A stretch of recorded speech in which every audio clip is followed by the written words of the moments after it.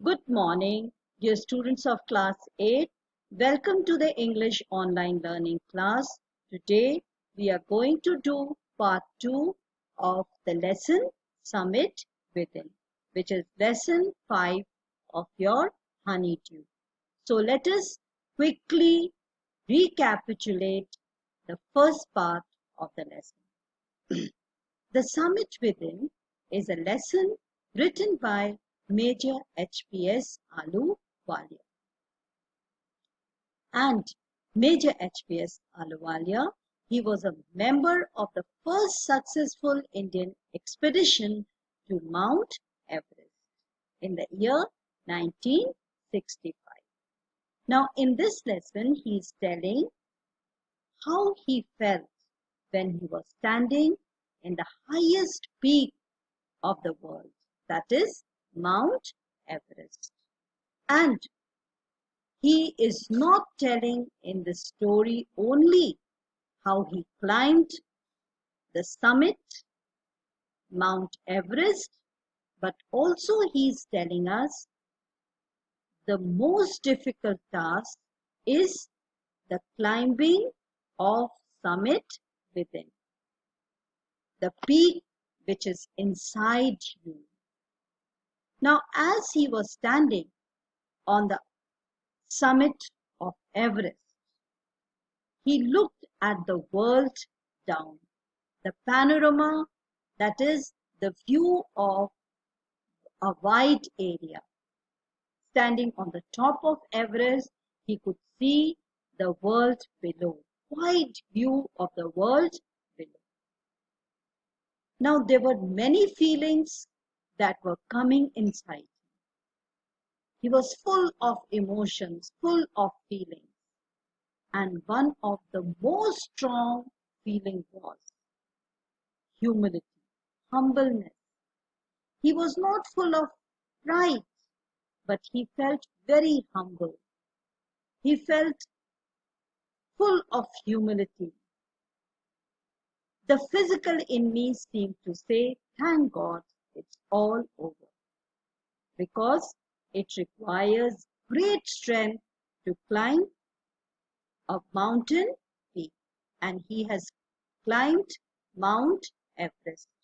So he was physically very tired. And when he reached the topmost peak of Mount Everest, he said, thank God, now it's over. However, instead of being jubilant, there was a tinge of sadness. Instead of being very happy, definitely he should have been, because he had climbed the Mount Everest, which is not an easy task. But then there was a trace of sadness. He was unhappy. What made him unhappy? Was it because I had already done the ultimate in climbing? Now he is questioning that he was sad because probably he had done the best, the last, the final in climbing. And now there was nothing higher to climb. So all the roads from hereafter is going to go down, because he had achieved the ultimate, the final point of any task. By climbing the summit of Everest, you are overwhelmed by a deep sense of joy and thankfulness. Definitely, you are extremely happy, and you are also thankful to God for being able to happen to achieve this difficult task. You are thankful to all others, everyone, the team who has helped you in achieving this task, because you are not able to achieve anything alone. There is always a group of people, or the blessings of everyone, the support of everyone, which helps you to achieve any task. It's a joy which lasts a lifetime. This joy of climbing Mount Everest is something which You cannot forget. Lifetime you remember this. The experience changes you completely. And this experience of achieving such a big task, it changes you completely. In the beginning only he has said that the most strong emotion when he was standing on the peak was humility. He felt very humble, very small. The man who has been to the mountains is never the same. A person who has been to the mountains, he is not the same. He is a different person altogether. As I look back at life after climbing Everest, I cannot help remarking about the other summit. Now, the writer says that I want to here tell my readers about another summit, and this summit is the summit of the mind, which is within you. No less formidable, no easier to climb. And this summit of mind is difficult to achieve. It is no less formidable than climbing Mount Everest. And it is not easier to climb it. Even when getting down from the summit, once the physical exhaustion had gone, when you are getting down the summit, you are no more, means after you have come over, after getting down from the summit, it takes, say, months to recover from the physical tiredness. So after that tiredness has gone, I started asking myself a question.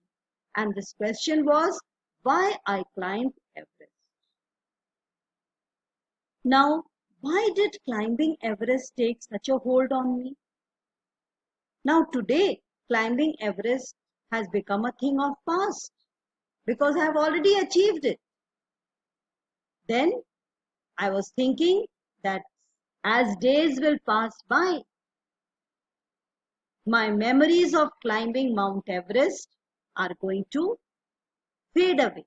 I am going to forget all the details of climbing the Mount Everest, the little things. Maybe with passing of days, would my memories fade away?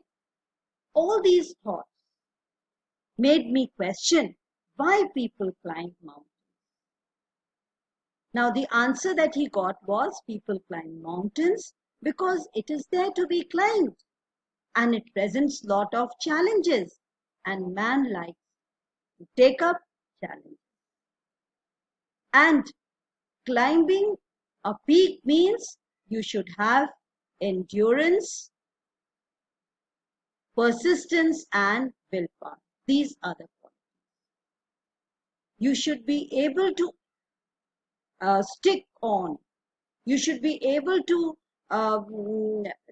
take challenges, do difficult tasks, and there should be a lot of determination. And the show of all these qualities, the presence of all these qualities in you, definitely they are very exciting and they help you climb the Mount Everest. Endurance, persistence, and willpower.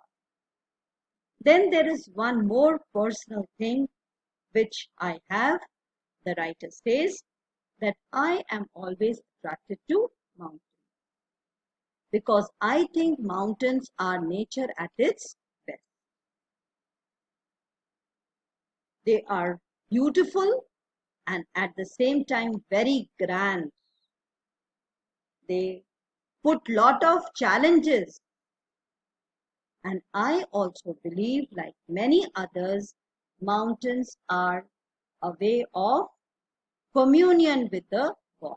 Means you are able to establish in the mountains a kind of bonding, a kind of relationship, close relationship with God. You feel as if you are very near to God and you are communicating with God. Now we stopped here in yesterday's class. Now we'll proceed further. once again granted this, the question remains, why Everest? Why did I choose to climb Everest? There were other mountains.